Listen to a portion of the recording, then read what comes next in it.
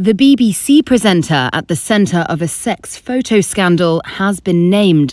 Huw Edwards, one of Britain's leading news anchors, was named by his wife as the man who's been accused of paying a teenager for sexually explicit photos. It ends days of speculation around a story that has dominated UK media. The news was announced on Wednesday by the BBC itself, alongside a statement from Huw Edwards' wife, Vicky Flynn. Huw is suffering from serious mental health issues. The events of the last few days have greatly worsened matters. He has suffered another serious episode and is now receiving inpatient hospital care, where he'll stay for the foreseeable future. Flynn said she was making a statement out of concern for Edwards' mental health and to protect their children.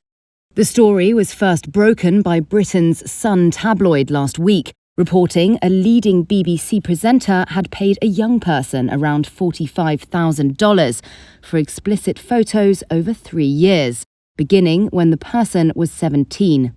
That detail was a focus of the media attention that followed, as the age of consent for sex in England is 16, but images of someone under 18 can be considered child pornography.